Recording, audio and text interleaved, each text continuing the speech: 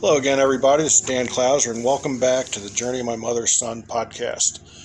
Today I'm joined with someone who we hadn't seen in, we think it's been 30 years, a friend from high school who we've tracked down in Decker, Montana, Schell. Ray, thanks for joining me today. Well, hello, yes, it's great to see you, Dan, and and Sandy, and I'm very glad to have caught up with you again after all these years. So yeah, that's been the thing that's been, the best for Sandy and I, is to be able to connect with people we haven't seen for years. And really, last night when we got together, it was pretty much like picking up where we left off for the most part, filling in the blanks of the past 30 years a little bit, but really just, sat down, had dinner with you and your wife, and, just really enjoy the hospitality that you've given us while we're here in Montana for a couple days before we head back into Wyoming and then back into Montana. So we're here at the state park that you run. right.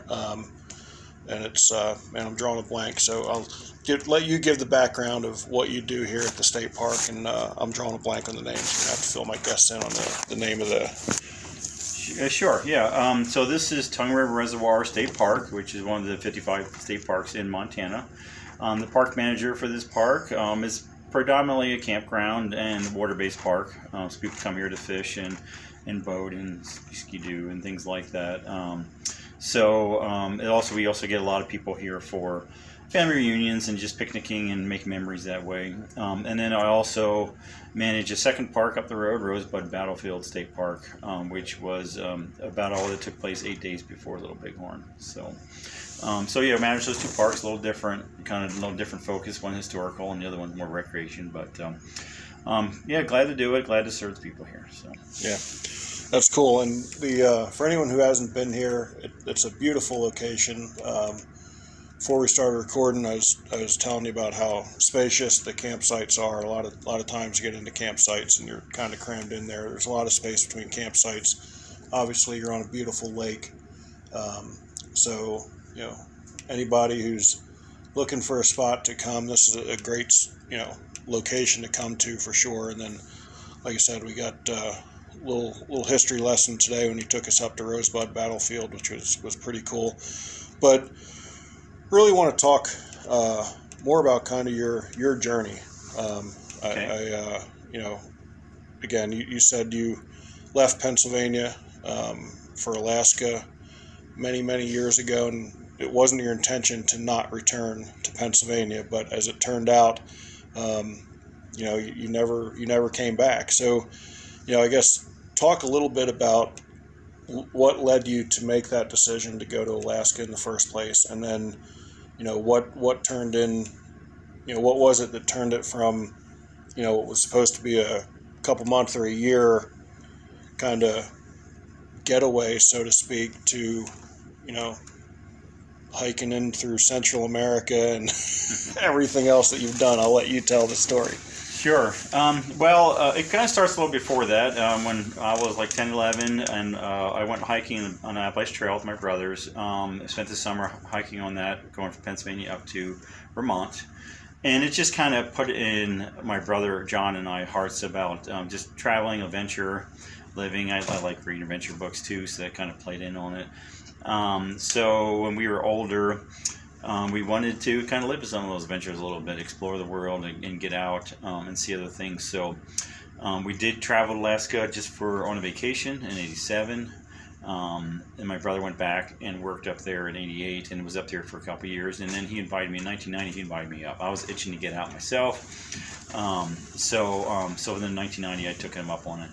And we went up to Alaska. And that was the primary purpose, just to kind of spend a few years exploring the world before it kind of settled into more of the home and family life, So I did that. We went up to Alaska. I worked at a concession, Aramark, that was at Denali National Park for the hotel. So I started out as like a dishwasher and became a cook. And I ended up going back for several years. I was up there 7.5 years. And I enjoyed it. It's one of the reasons I kept going back. I really liked it up there and enjoyed the adventure and being in the wilderness settings. So that was part of it. My brother-in-law, when he invited me up to Alaska, the concept was that we'd go travel through Central America. So, and he's a great planner for traveling. He likes to do that. He's very good at planning, reading these, whatever, travel and shoestring type series books. So he did most of the planning. But yeah, so we did that. And then so we worked that summer in Alaska, and then we went through Central America. Just flew down to El Paso, walked across the border, and hopped on a bus from there, and just kind of made our way down as we went, trying to find the prettiest sights and that kind of thing, most adventurous places. So seeing the Aztec ruins and whatnot. So we did that. It was a lot of fun. And then we came back to Pennsylvania after almost a year.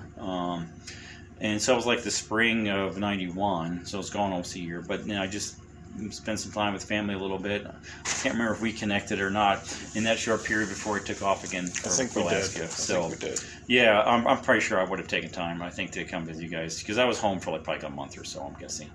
It's all blur a long time ago, but I did remember I was home for a little bit. My brother was going to do other adventures, but he ended up running into an old girlfriend and just getting married and doing all those things. So I went back home myself and just stay up there working the summers at Alaska and doing different adventures in the winter. So I did that for a few years. So, I mean, what was it like, specifically your walk through Mexico and Central, or I guess walk / hitchhiking ride, stuff like that? I mean, what were some of the things that you experienced through that? And was there any time you were scared to be hitchhiking through a foreign country, or I mean, were you just too young to even care? Well, I think some of it was youth for sure. Just kind of adventurous spirit. You always think you're gonna live forever when you're dead. But at the same time, we weren't foolish. We try to be cautious. We stuck mostly to trains or buses. We try to avoid some of the more dangerous areas per se. But I don't know. You kind of just learn. You kind of learn where to go and where not to go a little bit, and how to deal with people. And they're gringos with lots of money. So not that we had a lot, but so comparatively, they see you that way, and so they try to treat you well. Boy, learned a lot. I mean, I have to sit and think about it a little bit, all the things we learned, but just kind of learn. Possessions don't mean much. We only had a little tiny day pack, really oversized day pack, with one extra set of clothing in, extra shoes. We didn't carry food. We just kind of ate when we went because it was inexpensive in comparison to American dollar. So you just learn how to live simply, for one thing. We're there adventuring, so we're hiking in forests and canyons, and climbing up over Aztec ruins and Mayan ruins and things, and so you just kind of appreciate, things are breaking down a little bit more. You don't get stressed over, so many things. You're just concerned about, spending time with your brother, so family. Don't worry about possessions, but you also kind of realize that there's a place for those things too. It's like, okay, you can't just go live without it. You need the money, you need to work, but there are times to take off and live and not just work your life away type of thing. But also just like we're not worried about being wealthy or pursuing things. You're looking about experiences and treating people well and just kind of down to the really basics of life, a little bit. So there was a lot of good lessons that way. Just really appreciate. Another thing you see in this place like that is people are very poor.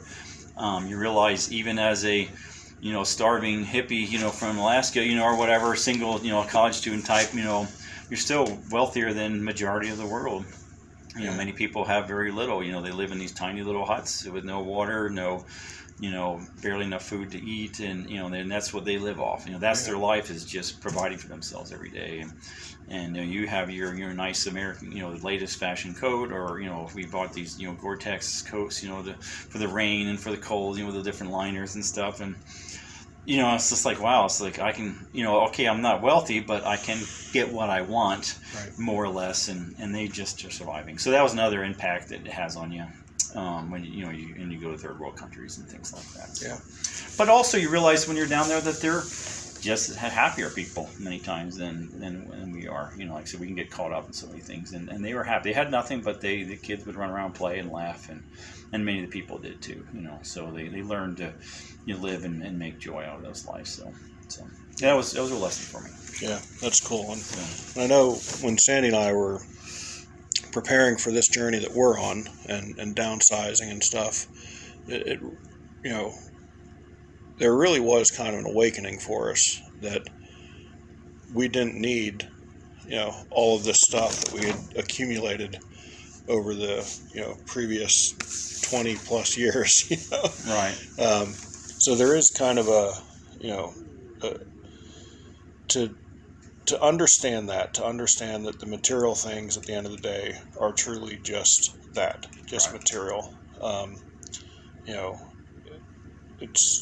It's really almost like a spiritual experience when you're going through it, Right. to understand that it really doesn't matter. What really matters are the connections and relationships that we have, with people. Right.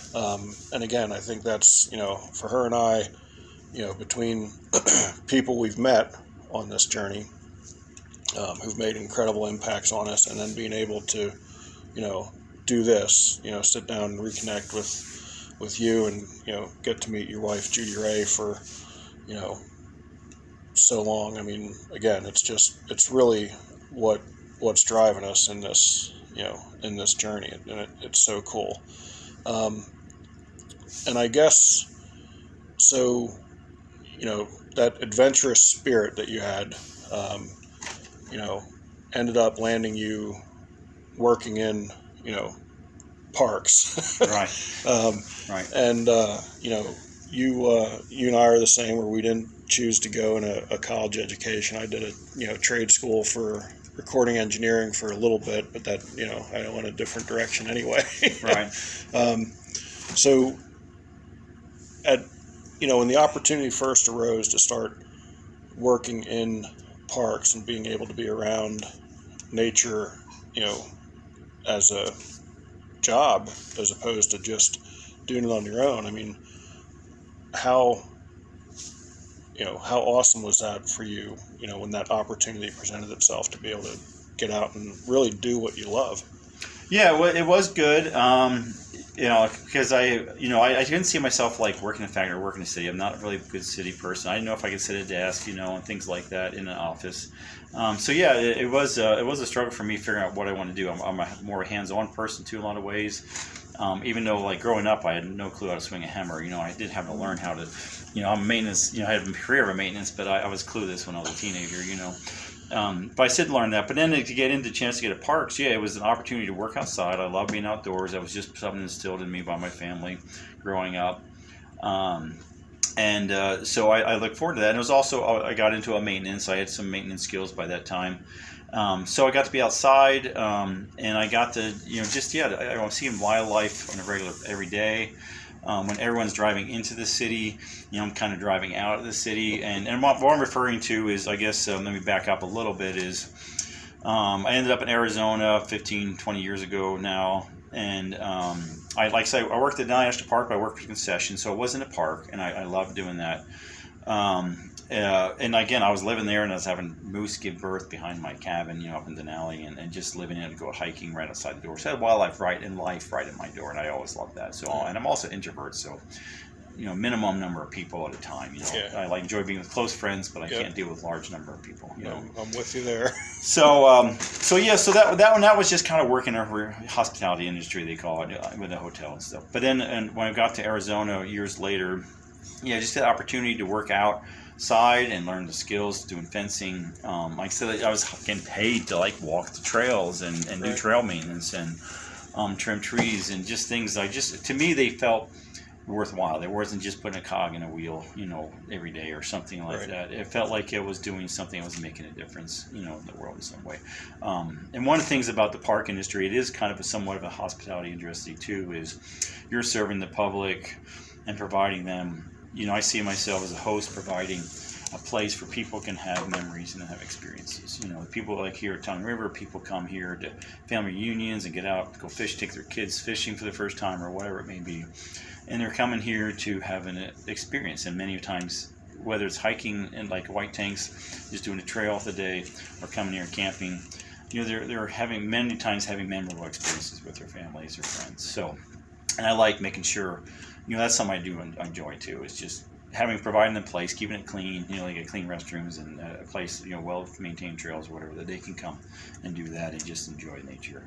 And of course, like I said, I just enjoy seeing the wildlife and always experiencing new places in the wild. So yeah, and I think that's one of the things that's cool for Sandy and I is, obviously, we take a ton of pictures of the places we go, and we're doing that to be able to try to share in real time with our family and friends who aren't along with us. But the pictures are only a fraction of what we're experiencing.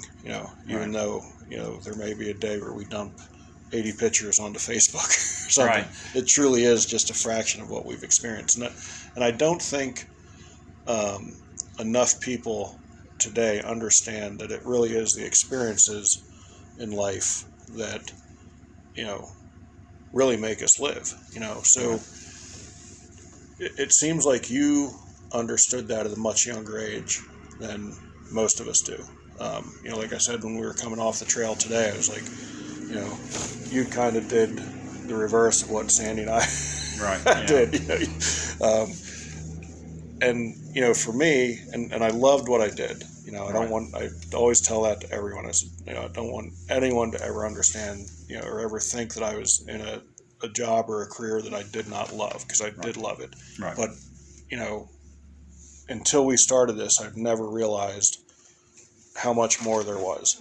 So, again, it seems like you had this understanding at a very young age. I mean, hiking that amount of Appalachian Trail at 10 years old is just mind-numbing to me. Like, I can't even wrap my head around that. So, it was the rest of your family just had this adventurous outdoor spirit. I mean, what was it that made you just have this desire to adore the outdoors and really live life? Yeah, well, I think my family definitely a big part of that. I mean, we were kind of, traditionally, historically our families were, farmers and outdoor people.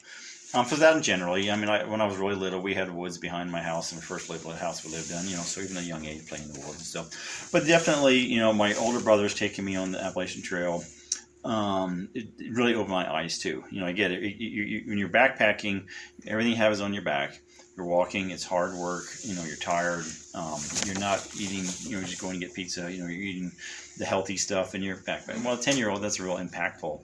And it was really hard for, the Appalachian Trail was really hard for me the first 2 days. I was ready, it's like, when we get to the next town, I want to go home, But they talked me into keep going, and then when my attitude changed, I learned to appreciate what I was learning from the trail. And it's, again, similar like I was saying about with being in Central America, you're like, everything's in your back, so material doesn't matter.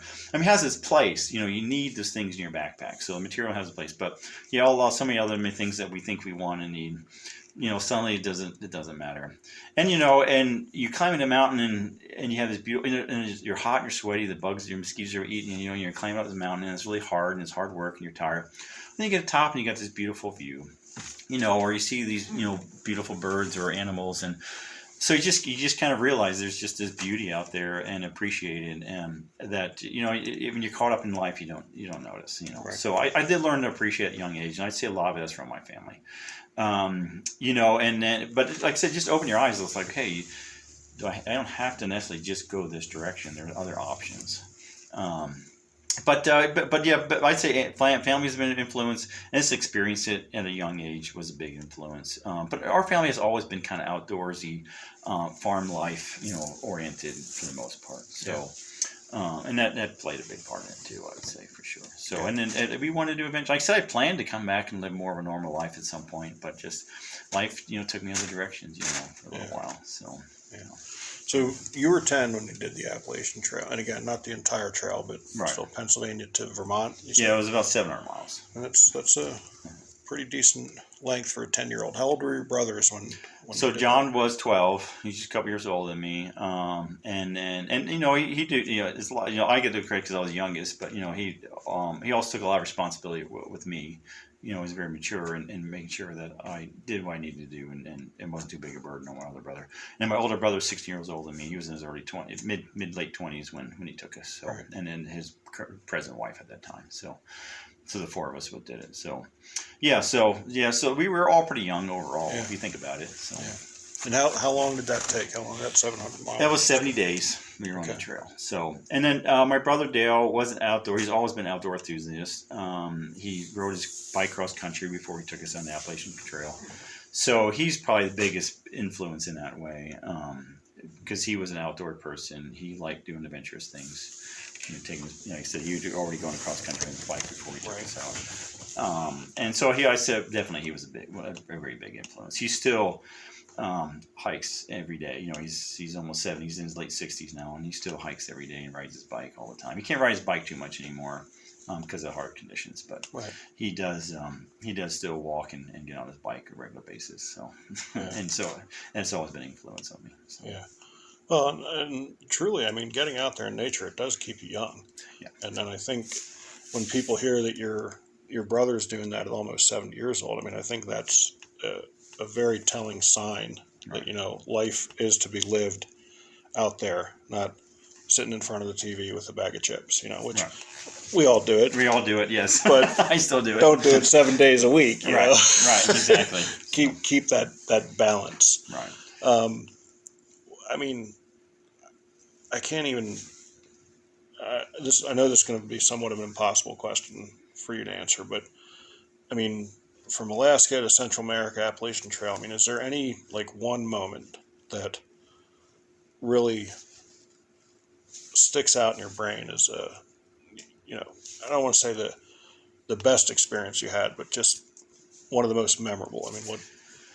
Yeah, I have. Well, I could three or four pop into my head when you say that. So, Appalachian Trail is we went up and climbed Campbell's Hump Mountain in Vermont, and that was probably the most defining moment for me in Appalachian Trail. It was a beautiful, gorgeous day. You could see it's one of the highest peaks we were on, and you can see it was just crystal clear, so you could see hundreds of miles and stuff. So that was a great moment with my family, and just a nice family moment with my brothers.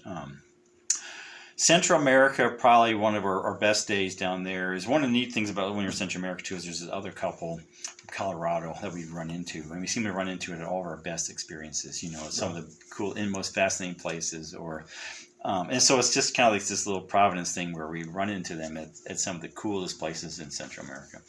And one of those places was we were climbing up this volcano outside of Guatemala City. And I won't tell you about all the adventures we had up there, but we had all these little adventures getting there, including almost getting robbed at gunpoint. But we made it to the top, and you're sitting there and you're got this active volcano with lava flowing over the edge, and and you're with people and really enjoy being with, and there was a small group of us, and that was a really beautiful moment, just a quiet experience, because we were sitting on the volcano, but it was like a similar knob, and you had the cone over here, and you're just sitting there and just watching the lava just gently pour down the side of it. And we did go climb to the top of it eventually up on the cone and look in the cauldron, but so that was a beautiful moment with friends, And with Alaska, it's just a beautiful place. It's just such a beautiful place. It's just raw of nature.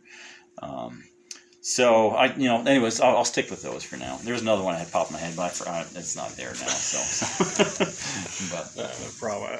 Like I said, I can't even imagine, because even now, Sandy and I have been doing this just over a year, and we can't, it's almost impossible to pinpoint, and when you start to create like a list, so to speak, you're not doing it justice, because they all have their own little special moments that you can't necessarily rank them as to how they made you feel, so to speak, because they're all just totally unique in their own way. Right, exactly, right, and for different reasons. Right. Like, even though the North Dakota Badlands were different than the South Dakota Badlands, but so beautiful in their own way. Right, so it's just, so I completely understand that. So at what point then did you kind of start to ratchet back from the backpacking, cross country and that sort of stuff, to kind of starting to settle into a little bit more of a career, in parks then? Sure. Well, one of the biggest defining moments in my life was when I found out that this woman I'd been with was pregnant. And I just realized that, I mean, that moment I realized, okay, I can't just be carousing around the world spending money on myself anymore. Right. I got someone else I'm responsible for. Right. So, there was a unique challenge. So we decided not to marry. Just trying to work through that. So I immediately pretty much went to work after that. I did take a quick jaunt of 6 weeks with some friends to Thailand before my daughter was born. And just to experience it. I had friends who were going, and they talked me into going with. So I did go over there to Thailand for 6 weeks, but I didn't really enjoy that trip because I was so focused on what the next step in my life was right. at. So that was the focus. It's not about me anymore. And as great as the experiences were, now I got to be responsible for someone else. So that's when I still worked up in Alaska for another several years, like 5 or 6 years after that. But it was kind of more working year round. I worked on getting a promotion and became a maintenance supervisor. Not that following year, but soon after that, was able to kind of work up and took on responsibility that way. I still was in Alaska. I was still living in Denali, seeing the wildlife and all that things, but I was taking also more time to be with my daughter as much as I could. So that was one of the things that definitely changed it. And at that time, like I said, I didn't have a college degree. My skill set was minimal. I did have some service technician, background for heating and air conditioning, and I learned some maintenance skills. So I was able to use those to my advantage. But so that was a challenge. But definitely, I had to focus on not just being me. And then it was a couple years after that I met my wife. So, and then we did a married life together. So from there, yeah, cool. And so you were in Arizona for several years working in the parks department there, right? And then the opportunity arose here in Montana. Correct. Tell me a little bit about what led to that decision. That we're gonna go from. I mean, because you're talking drastic worlds, Montana and Arizona. So, what was it that led you to say, let's do this Montana thing? Yeah. So, anyways, Montana's the state number 6 I lived in. So over the last 30 years. So basically, I had a great career working with Maricopa County Parks and Recreation in Arizona, Phoenix area. And I was supervisor of a 30,000 acre park. And I had been doing that for a number of years. It was a great job. Very professional people I worked with. I had a great career, but it could be very stressful. Taking care of one thing about parks is you're usually understaffed and underfunded, and you have a lot of challenges that go with it. You're responsible for other people. There's things happen in parks. Search and rescue. People get lost. Sometimes criminals work their ways to parks and things. Sometimes you just have challenges. So it can be really stressful, a job. My daughter by this time is in her mid-20s, and she's looking to move out of state to go to school for graduate school. So the main reason we were in Arizona is to spend time with my daughter. But if she's moving out of state, then we really don't want to be in a big city, and we'd like to find something different. So it just felt like it was time. We felt the Lord was telling us it was time to move for a change. Also, as far as financially, it was challenging in Phoenix. We were managing, but we weren't really ever getting ahead. We're just kind of spinning our wheels a little. So when my daughter said she was moving out of state to go to school, we talked to her about it, and then we decided we were going to do something. Well, I asked my wife where she wanted to go. And years ago, before I met her, she had worked up at the Glacier and Yellowstone, and she just loved Montana. So she said she wanted to go back to Montana. And we had met in Alaska, but come down lower 48 to get married. So I started applying in several parks around the country, not just in Montana, but I did look Montana specifically. I also looked in Kentucky. My wife's from Kentucky, so I looked there too. And a couple other places, and Montana just called me back within a few. We were the first one to call me back here for this job here at Tongue River, and I was able to fly up. Soon after that, they had hey, can you be up here next week for an interview type of thing? And said okay, So I coughed up $500 to fly up here and got an interview. Was able to get the job. And my wife knew it before I even left for the interview that I had it in her mind. She just is quite confident and felt like I was telling her this is a move. And she was packing before, while I was up, doing interviewing. So she already had to have it all packed up. So by the time I got back, that's faith. That's faith. Yeah. So and she was just ready to leave. And so I did get the job, and they wanted me right away. So it's like I haven't even told my boss yet. Like, can you be up here next week? Like, I haven't told. Let me at least button things up here. Right. So. And then it turned out that they actually had to wait and then a month or so before they could get me up. So it was actually late May before I came up. So I was able to kind of button up my job there.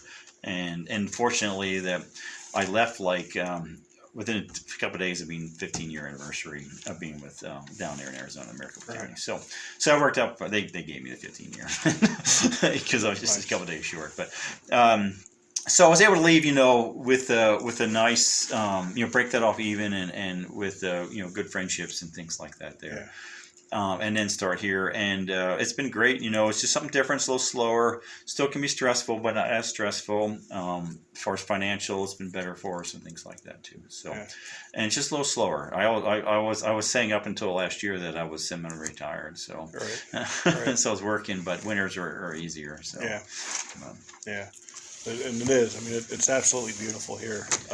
When we were driving up from Sheridan, I mean, it's a beautiful drive.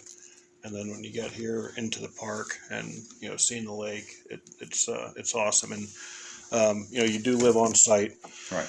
So obviously, I'm sure that creates some challenges of its own, and the fact that a lot of times your day off may not necessarily be your day off because you're still right here in the middle of everything. So how is it balancing, that almost constant being on the clock to,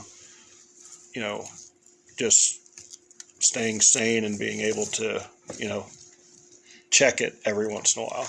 Yeah, but one of the nice things about it is the winters are quiet. So yeah, I work hard and can go kind of nonstop potentially in the summer. But in the winter you can kind of rest a little bit. So that's some of it. I still work full time, 40 hours in the winter, but it's more sitting in my office, catching up on reports and things like that. Yeah. So that helps a lot. In the summer, yeah, you do your best to, sometimes you just pull the curtains and shut it out. But at the same time, I'm always concerned about making sure that people have a good experience here. So that is a primary concern. Is as much sometimes I need a break, I also want people to have a good experience. So I always try to be available in some way if people are need someone in the park. So, but yeah, I can come home and I'll do a little writing on my computer, or I'll play some games, or I have all these interests. I have so many interests, I'm trying to learn how to hunt. I like, like I said, do some writing. I'm kind of I like theology. I like studying the Bible and studying theology and apologetics and stuff. So I read a lot of those things. I read a lot. I like medieval history and the kind of science fiction fantasy works. So I kind of dabble in some of those things in historical martial art, European martial arts. So I have all these little interests that I dabble in that helps me, keeps me sane all my time off. So, but yeah, sometimes you just gotta shut the curtains if you're just too stressed out. Yeah. But otherwise, for the most part, I mean, the majority of the campers here are great. There's always a small percentage that wear you down a little more, but majority of them are great, and they're just here to enjoy themselves. So. Yeah, that's cool. Yeah. And I mean, I can tell how much you love your job, just in the little bit that we've been around in the past couple of days, just because, when we went up to the other park today, there was a couple there that just pulled in and was, getting ready to, check it out. And, you stopped and made sure they got a brochure and kind of told them a little bit about the park. So, that's more than just doing your job. That just shows that you have a passion for it. With everything, and again, I mean, I was the same way. There are times when you pinch yourself and are like, man, how blessed am I to get paid to do this? I mean, because I know I was constantly doing that, and then now with what Sandy and I are doing, every night I'm like, Lord, I can't believe that you've blessed us with this opportunity. Right. Yeah. And how often do you do that? Yeah, I do that. I really I feel very, very blessed for sure. That I'm sure other people would love to do what I do and can't do it. Haven't had an opportunity to do it. Like I said, I have a degree. There's many people with degrees out there, and they're really limited jobs who want to be in parks and recreation, and a lot of times they don't get them. So I feel very blessed that I was able to just through the providence of God, get to where I'm at. And yeah, it is great. Yeah, I mean, I do love it. I just feel so blessed. I mean, like I said, Rosebud, beautiful park, fascinating with the history, and, and multiple history, not just the battlefield history, but the pre-contact history that goes before that. And I said this 30,000 acre park I can wander around to anytime I decide to do that, right. And go through, and it's a beautiful place to see wildlife and what. So yeah, I'm very blessed, and Judy Rae and I talk about it all the time. We were able to pay off our debts in the last few years, and just we feel very blessed. God has blessed us in many, many ways, and that we can basically do what we want at this point. So and we try to remember that every day. Yeah. Yeah, having perspective and being grateful is a really good thing to do, to just kind of take a step back and say, wow, man, we've got it pretty good. Yeah. So, just about out of time. Before I get to my final question, is there anything else you want to kind of throw out there that we didn't cover? I don't think so. I think we for the most part hit the basics. Any of my friends listening and family, we always love to have visitors, just as long as it gives you a heads up, but we love to have people come visit us too. That's one thing I do miss over the last many years is I'm very close to my family. I love my family. I love my friends. And like I said, I'm an introvert, so I don't have a lot, but I do care about the people that are in my life. So I do miss my family. I wish I could spend more time. It's tough missing funerals or, weddings or whatever because you're too far away or you're too busy, being limited here. Sometimes you can't get away. Right. Like my uncle had a 100th birthday here in August, and I just, we had too short staff for me to fly back and be part of that party. So you do miss those things, and that is something I miss. But otherwise, I'm blessed. I feel blessed in every way. Yeah. And I know you've said a couple times since we've been here about, again, how it wasn't necessarily your plan when you left for Alaska to not come back to Pennsylvania. And, you never wanted your friends to feel like you abandoned them, so to speak. I mean, I can't speak for all of us, but I know I've never felt like you abandoned us at all. And again, I'm I feel incredibly blessed that we were able to connect and get together and hang out for a while. It's been absolutely, awesome. And, for those guys back in Pennsylvania, I encourage them to get out here and spend a couple days with you, because, again, this is absolutely awesome. I mean, just and the hospitality that you guys have given us has been great, and just everything about this place is absolutely awesome for sure. So, hopefully this spurs you getting some other messages on Facebook about, hey, we're going to be going through Montana, Wyoming. Where are you at? So great. I would love to be the catalyst to spark that, to get some of those other guys out here as well, because it's been a blast. And again, it goes by so quick. When we were talking on the phone the other day, and when we were messaging back and forth, setting up the details and everything, it's like you start thinking back, you're like, man, it's been 28 years. Like, it's just absolutely insane to think how quick it went by. So again, never take it for granted, without a doubt. So that's right. So that brings me to my final question. Like I had told you earlier, the subtitle of the podcast is "Many Little People in Many Little Places." Comes from the opening lyrics of a Michael Franti song that go, "When many little people in many little places do many little things, and the whole world changes." So, what's one of the little things that Ray does on a daily basis to make the world a little bit better place? Okay, I'll try not to get too long in my answer, but I'd say some of it's work. Like I said, I see myself as a host here at a park where people can come and have good experiences and make memories with their families and friends. So, so that is one thing I try to do is parks is, whether it's here, or like I said, whether it's trail, or whether people are hiking trails or whatever it may be, experience nature, and just seeing the delight in people enjoying nature as I do, and giving people help every time. So that's one thing I try to do every day. Just try to, always be positive every day, and serve the Lord, in that capacity with a good attitude and a loving attitude. And then just one of the things is I have a little By Living Waters ministry that I just post scripture every day, and try to be encouraging in that way. Put encouraging things on social media on a daily basis. So don't always make it every day, but and in those ways, and point people to the gospel and truth and things like that. So make them think about, help people think about the good things in life a little bit. So.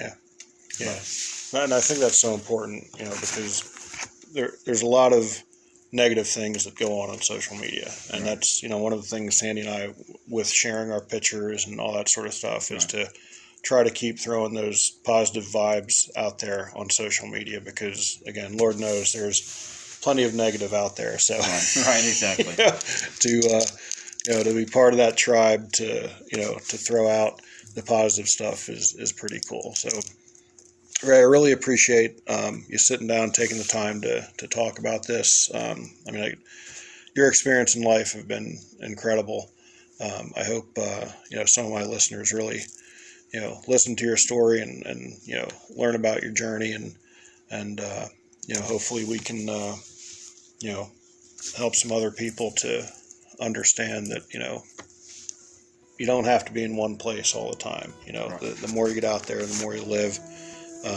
And it's, God's given us this incredible country right here. And, right.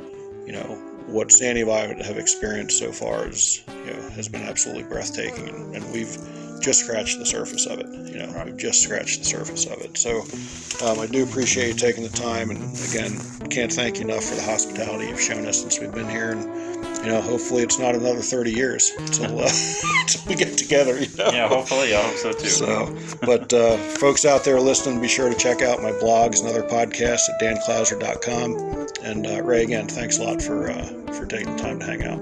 Yeah, it's been great being with you.